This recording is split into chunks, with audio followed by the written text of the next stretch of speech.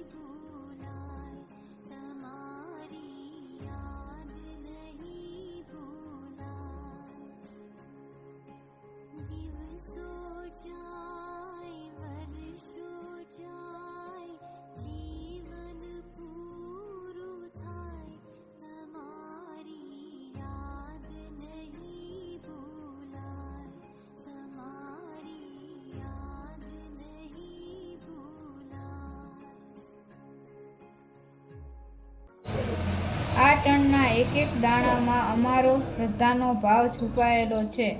શાસ્ત્રોમાં પક્ષીઓને પિતૃઓનું પ્રતીક માનવામાં આવે છે અને આજે આ અબોલ જીવોને તૃપ્ત કરીને અમે અમારા પિતૃઓના આશીર્વાદ મેળવી રહ્યા છીએ. પરમાત્માની આ સુંદર સૃષ્ટિમાં પક્ષીઓ કુદરતનું ઘરેણું છે. આજે તેમની ભૂખ મિટાવીને અમે પ્રકૃતિ પ્રત્યેનું અમારું નાનકડું ઋણ અદા કરવાનો પ્રયાસ કરી રહ્યા છીએ. જેવી રીતે પક્ષીઓ કોઈ સંગ્રહ નથી કરતા, તેવી જ રીતે આપણે પણ નિસ્વાર્થ ભાવે સેવા કરતા રહેવું જોઈએ. ઈશ્વરે માણસને વાચા આપી છે અને આ પક્ષીઓ અબોલ છે. જ્યારે આપણે ચણ નાખીએ છીએ ત્યારે તેમના કલરવમાં એક અનોખો આનંદ અને સંતોષ છુપાયેલો હોય છે. આ માત્ર સેવા નથી, પણ આપણી નૈતિક ફરજ પણ છે. અમારા પૂજ્ય દાદા હંમેશા કહેતા કે કોઈની ભૂખ ભાંગવી એ સૌથી મોટું પુણ્ય છે. આજે તેમની 44મી માસિક પુણ્યતિથિએ આ આકાશના રાજાઓને ચણ અર્પણ કરીને અમે તેમની એ જ સેવા પરંપરાને આગળ ધપાવી રહ્યા છીએ. પક્ષીઓ માટે નાખેલો એક મુઠ્ઠી દાણો આપણા જીવનમાં સુખના અનેક દ્વાર ખોલે છે. ચબૂતરો એ માત્ર પક્ષીઓનું ધામ નથી, પણ માનવતાનું જીવંત પ્રતીક છે. ભૂખ્યાને અન્ન અને તરસ્યાને પાણી, એ જ છે સાચી માનવતાની નિશાની.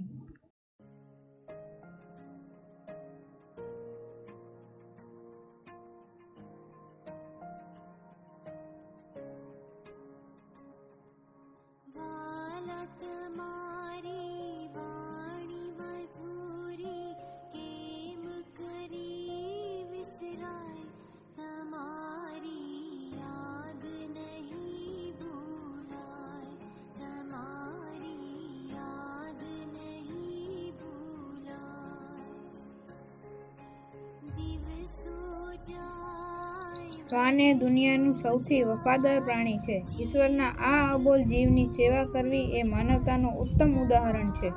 આજે અમે આ વફાદાર જીવોને બિસ્કિટ ખવડાવીને એક નાનકડો સેવાનો સેતુ બાંધી રહ્યા છીએ. શાસ્ત્રોમાં શ્વાનને ભગવાન ભૈરવનું વાહન માનવામાં આવે છે. શનિવારના આ પવિત્ર દિવસે શ્વાનની સેવા કરવાથી જીવનના અનેક કષ્ટો દૂર થાય છે અને રક્ષણ મળે છે. ગાય તો સાક્ષાત ગોપાલનું સ્વરૂપ છે. જે ગૌમાતાની સેવા કનૈયાએ પોતે કરી હતી, આજે તે જ ગૌમાતાને પૌષ્ટિક ખોળ અર્પણ કરીને અમે ધન્યતા અનુભવી રહ્યા છીએ. પુરાણોમાં કહ્યું છે કે ગાયના શરીરમાં 33 કોટી દેવી દેવતાઓનો વાસ છે. આજે ગૌમાતાની તૃપ્તિમાં અમે સમસ્ત બ્રહ્માંડની સેવાનો સંતોષ માનીએ છીએ. જેમ મા પોતાના સંતાનોનું ધ્યાન રાખે છે, તેમ ગૌમાતા પૃથ્વી પર અમૃત જેવું દૂધ આપીને માનવજાતનું પોષણ કરે છે. આ પુણ્યતિથિએ અબોલ માતૃશક્તિની સેવા કરવી એ અમારું પરમ સૌભાગ્ય છે. અમારા પૂજ્ય દાદાની સ્મૃતિમાં આજે ગાયોને ખોળ ખવડાવીને અમે તેમના આત્માની શાંતિ માટે પ્રાર્થના કરીએ છીએ. ગૌમાતાના આશીર્વાદ હંમેશા અમારા પરિવાર પર બનેલા રહે, એ જ મનોકામના. સેવા એ જ સાચો ધર્મ છે. આ વફાદાર અને સૌમ્ય પ્રાણીની આંખોમાં જે સંતોષ દેખાય છે, તે જ અમારી આજની ભક્તિનું ફળ છે.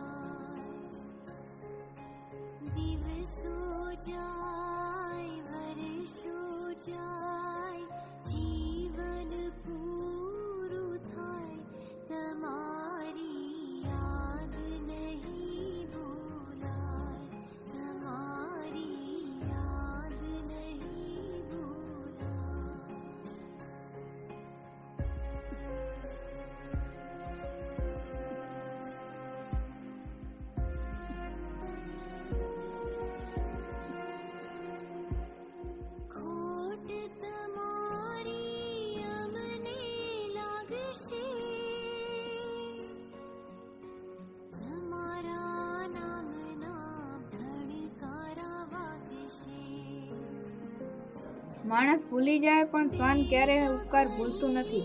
ભૂખ્યા શ્વાનને ભોજન આપવું એ આત્માને તૃપ્તિ આપવા સમાન છે. અમારા પૂજ્ય દાદાશ્રીની 44મી માસિક પુણ્યતિથિએ શેરીના આ વફાદાર જીવો પ્રત્યે કરુણા દાખવીને અમે તેમની જીવદયાની પરંપરાને જીવંત રાખી રહ્યા છીએ. શ્વાન એ માણસના હૃદયના ભાવને સૌથી ઝડપથી સમજી શકે છે. જ્યારે તમે તેને પ્રેમથી બિસ્કિટ આપો છો ત્યારે તેની પૂંછડી હલાવવાની રીત જ તેનો આભાર વ્યક્ત કરે છે. તેનું કોઈ નથી, તેનો આ ઈશ્વરનો જીવ છે. શેરીના આ રઝળતા જીવો ક્યારેક આખો દિવસ ભૂખ્યા રહેતા હોય છે ત્યારે તેમની ભૂખ મિટાવવી એ જ સાચી પૂજા છે. વફાદારીનો કોઈ પર્યાય હોય તો તે શ્વાન છે. આજે તેમની આંખોમાં જે સંતોષ દેખાય છે તે અમારા આખા દિવસની મહેનત સફળ બનાવે છે.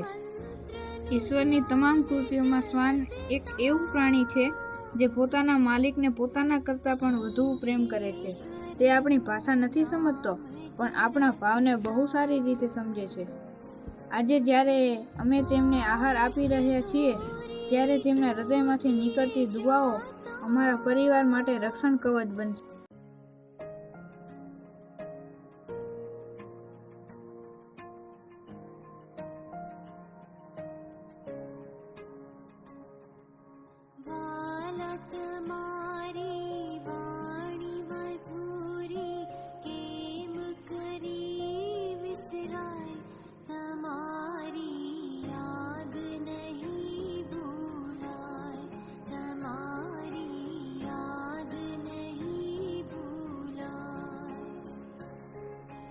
દિવસો જા